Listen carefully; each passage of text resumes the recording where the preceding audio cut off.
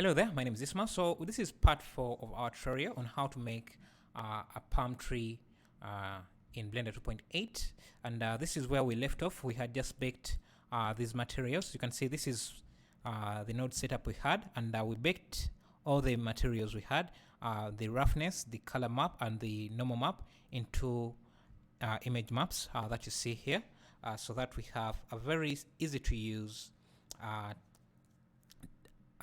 shader. And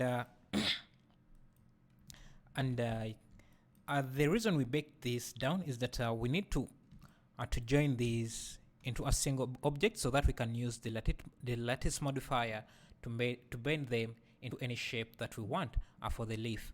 But the problem is that if we try to join the two here, you can see the texture is messed up because it is using the UVs and the object information to correctly map the gradient texture and the different texture coordinates. So that's why this kind of node setup will not work. We need to first bake this down into image maps like we did for the texture we baked down here. And you can see it would look like this. Now if we also use this and join the two, you see it's now joined, but the materials have not changed. The problem is that we see these black spots there. This is because our UVs do not match for these objects, and that's because on the original objects, when we were baking these two objects, we moved the UVs into different areas, so they no longer match with these objects. So what we can do is link all these objects to this here, Control L, object data, and that should link the UVs directly there.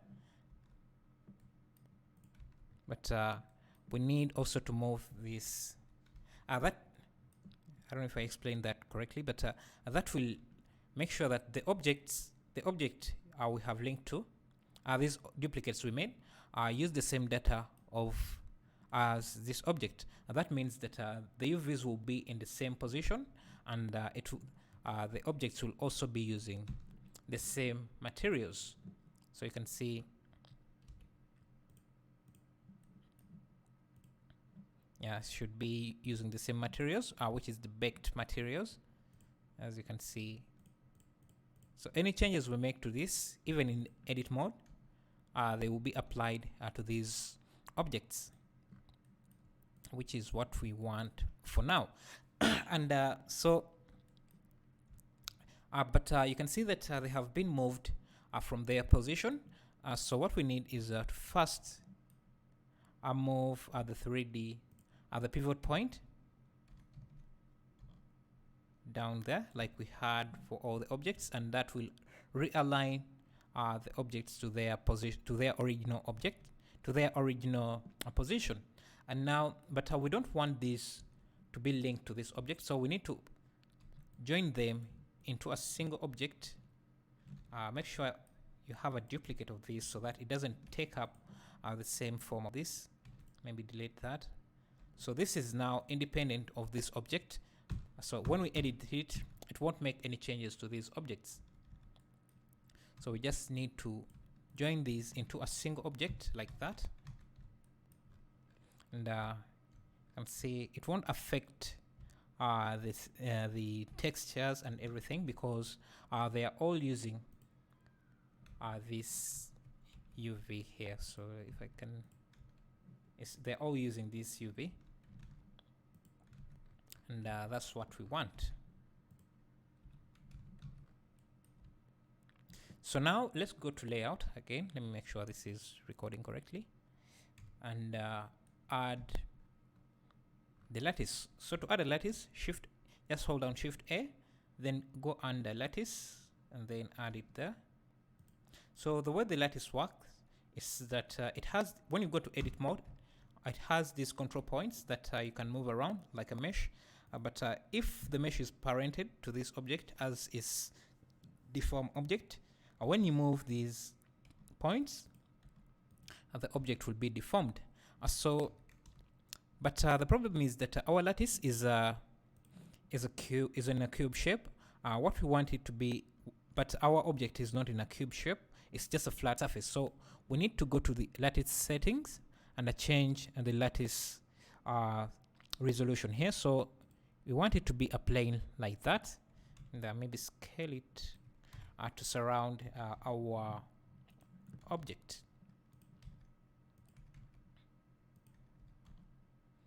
Like that. Let me watch this premiere as well as it premieres.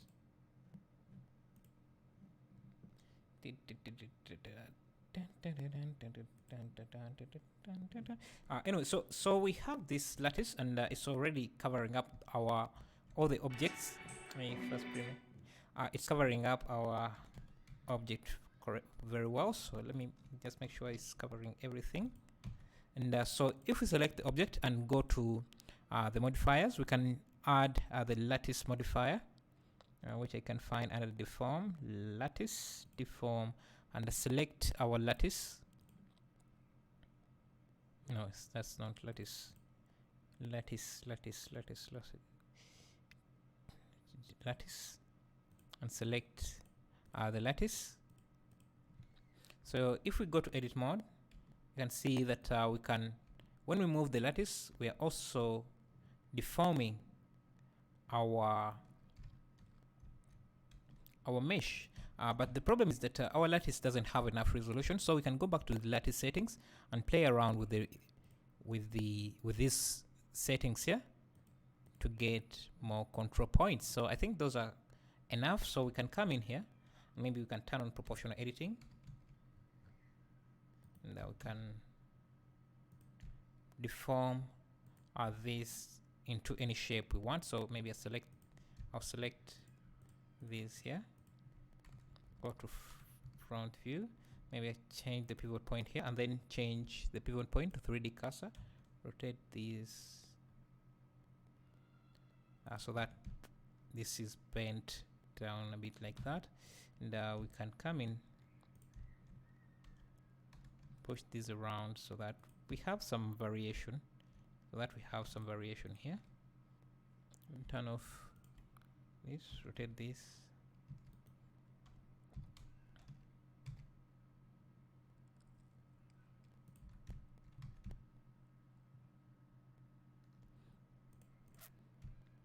We have something like that. Maybe you can select these here, push them.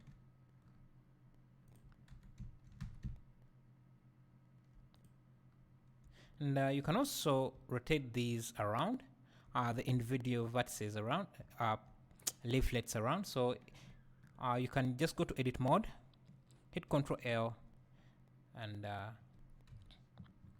we can set our 3D cursor to the stalk here, and change the pivot point to 3D cursor. And you can rotate these a bit. Maybe you can even bend them. So let's go to the modifier and turn on this icon here and this here, so that we can see the deformation in edit mode. You can change the proportional editing from enabled to connected, so that we only bend the connected vertices. Can rotate this, just adding a few variations.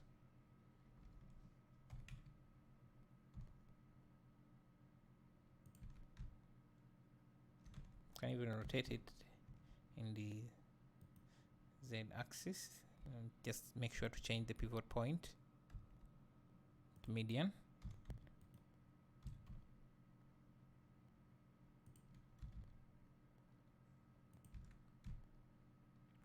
So we have something like that, and you can also reduce on the strength of the lattice, and just to reduce the influence of the lattice like that.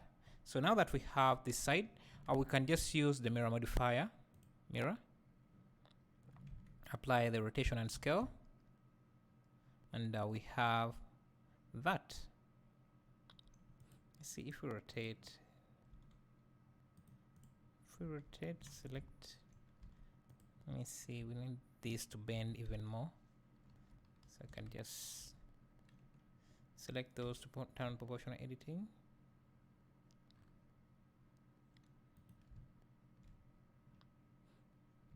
I'll just select these middle points here, push them up something like that, select these here, bring them in.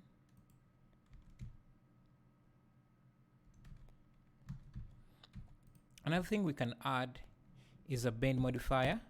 So if we select this stock, make sure we can apply rotation and scale, and add simple deform modifier, change this to bend, and we can bend this. Instead of using that, we can just, because the simple deform modifier can sometimes be a bit hard to work with, we can add a curve. So curve, Bezier curve, rotate this 90 degrees, rotate this in the X so that is facing us. Can scale this. Let me just go to edit mode.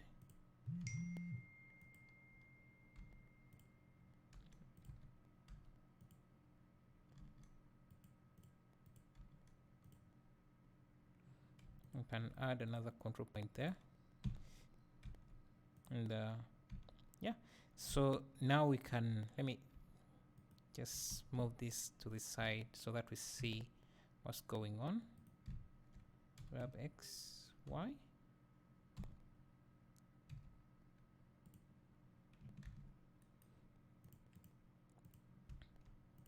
So we can use the curve deformer here, and just play around with different axes. Let me curve this a bit.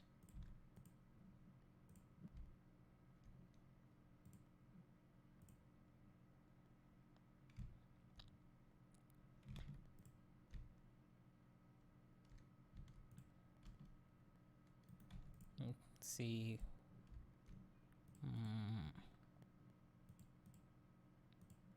Sometimes it's hard to figure out the correct axis for this. So let's see.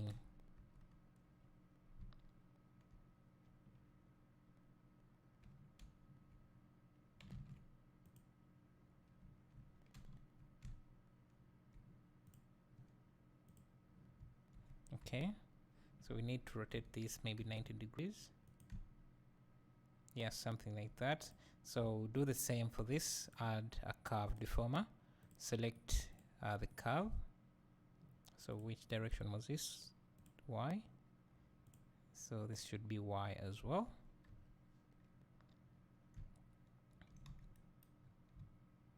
And there you can see that is what we get.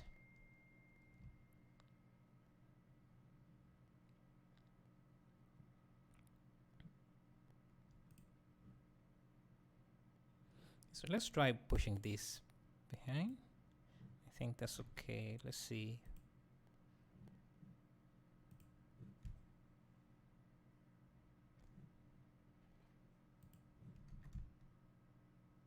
I think we also need to rotate these 90 degrees.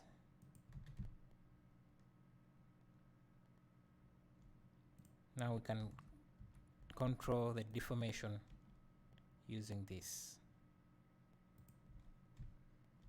I think that's too big of a bend. Let's just leave it like that. I'll also move these down a bit.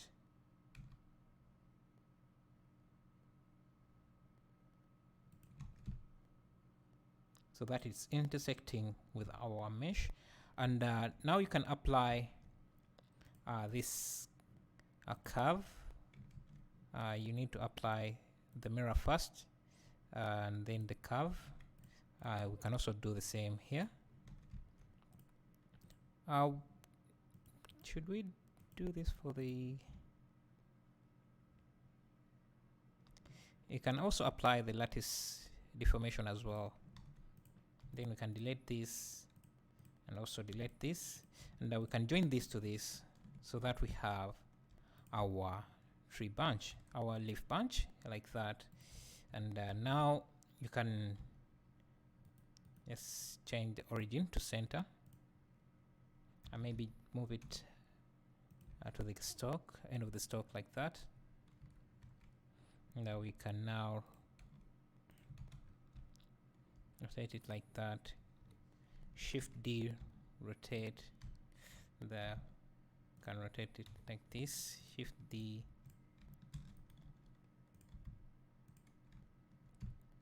Can even scale this down a bit to add more variation.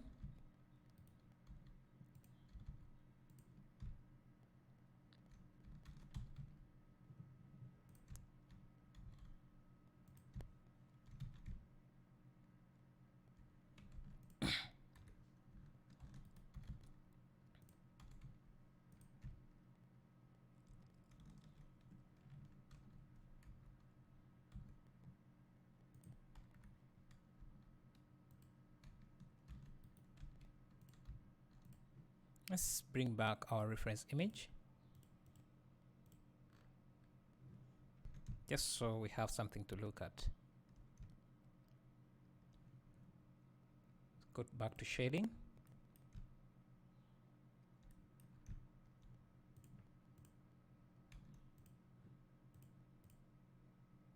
I'll turn this to a sun.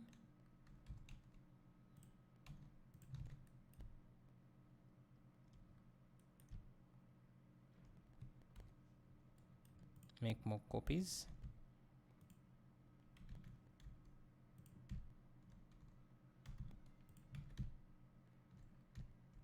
And we can see what we have. I think this normal is a bit too powerful or something, because I don't know. Let me first remove that. Yeah, I think the normal is a bit powerful, so let me add a vector normal map so that we have control over the strength. Now sometimes you can play around with this. I don't know what setting it is, because you see at certain angles the image looks too bright because of the normal map. Maybe if we reduce that down and bring back the bring this back to tangent, I think that's better. And the tree is we're most likely going to be viewing it from very fast, so yeah, the normal map doesn't really matter that much. So another thing you will notice is that if you look at these leaves, there is a lot of variation. Some are a bit brown, a bit more brownish, and others are greener. So we need to have that variation in here. So for that, we are going to add an input object data. Make sure this is recording correctly. Input object data, object info. We're going to use the random node. So let me first preview this. You can see how it randomizes the color bit. And we're going to use a convert color ramp. Convert color ramp, and connect the random to the factor. And now we can play around. We can give this, change the interpolation to constant, and we can play around with the colors here. So if I made this a bit yellowish like that, and can make this greenish. So the bigger the block, the more likely that color will come up. So if we reduce the size of this block, you can see that more green comes in, but you can also add in more variations in the green. Maybe add another block there. Maybe make this a bit darker green like that. Now we can also bring in a bit more dead leaves like that. And now we can So we need to overlay this over the texture so we can add a color mix RGB. The reason we're not baking this down is that if we baked the randomness down, it will not work for the different objects. So that's why we're adding it after we bake the materials. So we need to bring this to this and then connect this back up. If we preview this node now, so we can change this to overlay and see how that looks. You can see we have some variation. This is